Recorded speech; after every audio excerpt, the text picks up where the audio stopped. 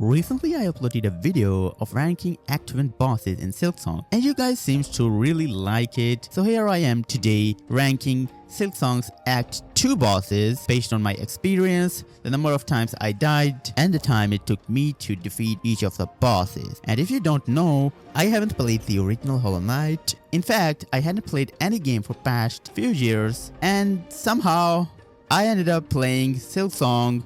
So yeah, it was quite a challenge for me, but let's not waste any more time and start our ranking, because the easiest Act 2 boss for me is the Cogwork Dancers. Now there are two guys at the same time, so initially I thought that would be hard, but no, they were very easy. They have very well telegraphed attacks. Each of the time they try to attack you, they first actually show you where they will go, and it's very well telegraphed, and I know how to beat these type of bosses. I have good eyes, so yeah, this was very easy for me. I just died one single time.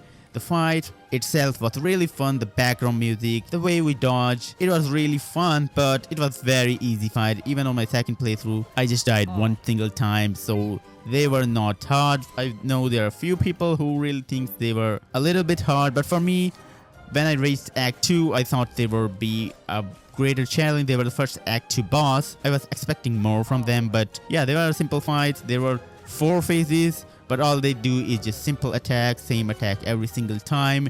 They just change the speed of the attack. In the third phase, they get a little unsync, but that was still manageable and nothing so crazy. So I defeated them on my second try, and this is the easiest Act 2 boss for me. And moving forward, at number 10, we have the Raging Conchfly. Now I died 3 times to this boss, but I felt like this was much harder than it actually felt, because the fight was really fast paced and it felt like a big up from the first fight where we fought 2 of the conchflies. But I also believe I did this fight at the end of the Act 2, so maybe that was why easier for me. But then again, Sands of Karak is a pretty hidden place, so most of people will do it pretty late in the Act 2. So yeah, overall it was a really fast-paced, fun fight, and he summons, but the summons does not stay on the screen, so that was a really good thing they added, because otherwise it would be really bad. But overall, I think it was a pretty easy fight. I died 3 times, not much time it took me.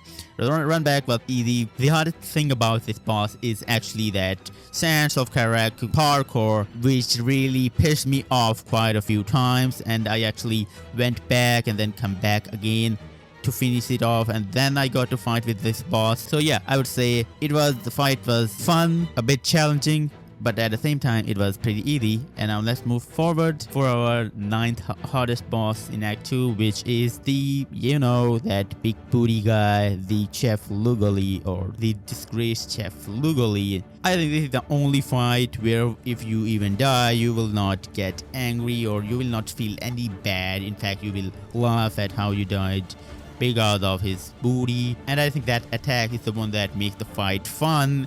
And overall, I think it was just a random boss which gives us pickled muck maggot. It was not a compulsory boss. The only thing that I felt hard was actually the bug that was in the initial build, because I played on the initial build. There was a bug where the Chef Luguli on his second phase just disappear off the screen. I think it's fixed in the later patches, but I played on the first release and it was keep happening. I actually thought I might actually get struck and I wouldn't able to defeat him, but eventually it worked out and I somehow managed to get past that bug and defeat him. Fight was pretty easy. I wouldn't say the only thing hard was those muck maggot, those bile water thingies that he spawns, and if you get hit by them, they will put those maggots on you and you cannot heal. But if you can just dodge those maggots, other than that, the booty attack and all of the other attacks, they are pretty easy and well telegraphed, and you can fight him and easily defeat him. Now the next boss is my favorite boss in entire of the game, and that is the Lace 2.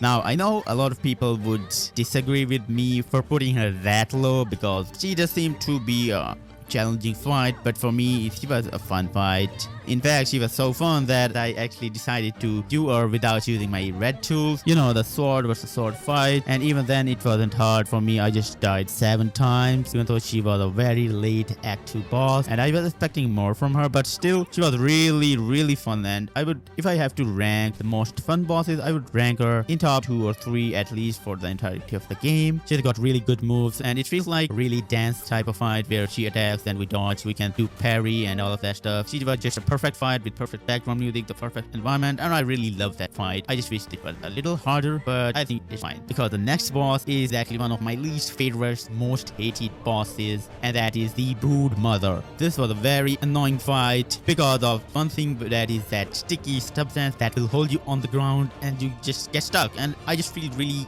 annoyed whenever that happens. And not just that, the minions that she spawns are pretty annoying when they explode, and if you kill them they will bounce off.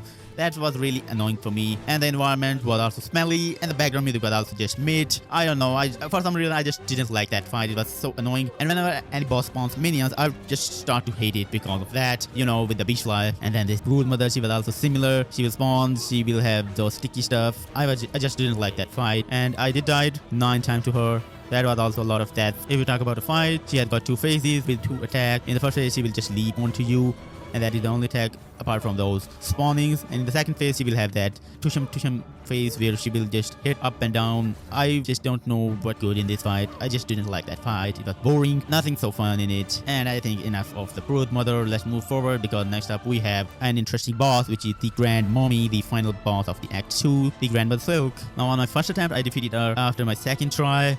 And at that point, I thought I could make a video of ranking the bosses, and I could just put her at the bottom as the easiest Act 2 boss, and that would really make it fun. But, oh man, when I tried to do the speedrun on my second playthrough, she actually made me waste so much time, like 30 minutes. I died to her so many times in my second playthrough, and that's why I cannot put her so down. I know she's a very easy boss. I did it on my second try, on my first attempt, but she's still not that easy if you don't have those tools. I know I'm putting a boss that I died just 1 time so higher, but yeah, that's how I feel about her. She is an easy boss that can become hard, and if you look at the fight, she has got 2 phases, she has got a lot of hit points, so it's a little longer fight. But other than that, she's a fun fight.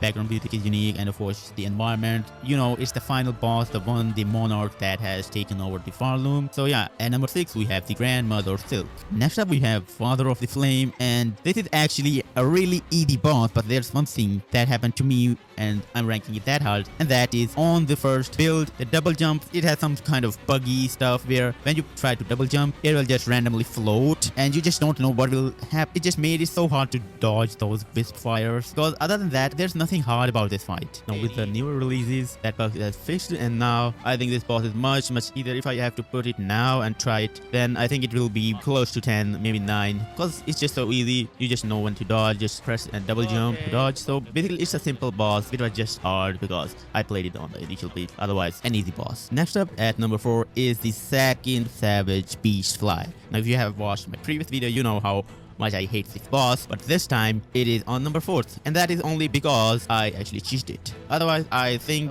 maybe it could again get the first position, but I'm putting it at number 4 because the cheese was pretty obvious, I would say. Well, you can just leave the arena and you can just make those minions disappear, and I think this was designed intentionally. Otherwise, the enemies don't just disappear by moving away from them. So I think this was intentional from the developers, and I did this to just get rid of that annoying boss. Otherwise, I would have just wasted many more hours. If you look at the fight, this time they decided to make it even more harder by making it on the lava floor of the first chorus. And the worst thing was the minions were actually ranged attackers, and they did 2 mass of damage if I wasn't wearing the magma belt. So I'm pretty sure if I hadn't cheated that fight, I would have spent 2 hours more in it, but it's fair that I use the cheese and get rid of him. So now we are moving to the top 3, and at number 3 I have Trobio, and I know most people will disagree with me, but I didn't like that fight. In fact, it was so annoying. I wouldn't say it is that hard, but it was just so annoying, those bouncing balls, and then he just goes under the ground, and when you try to hit him from the close, he will do that firework attack. And then we have the most annoying attack, which was the tornado attack that hits almost everyone. I watched a lot of people do Trobio, and that tornado attack is the hardest one, especially when he do it back to back 2 times. I was just stuck with it. I know many people like that fight, and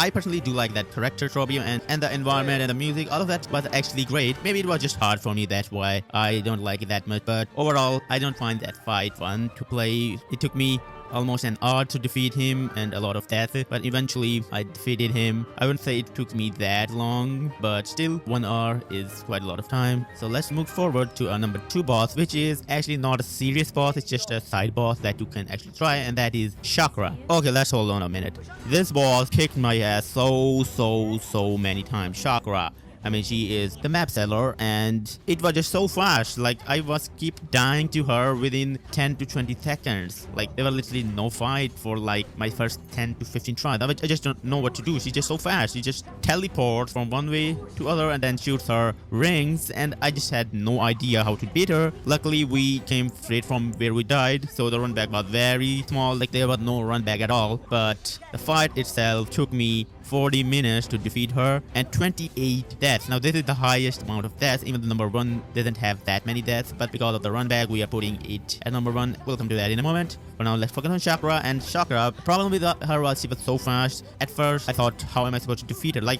I was pretty well prepared at that moment. I have completed all of the achievements that were pretty late in the act 2, but still I struggled so much against her. Eventually, I don't know how I managed to defeat her, because I was struggling against her all the time, and then suddenly it started clicking and I was able to dodge her attacks and then land hits. And eventually I used traps a lot on this fight, which also really helped here.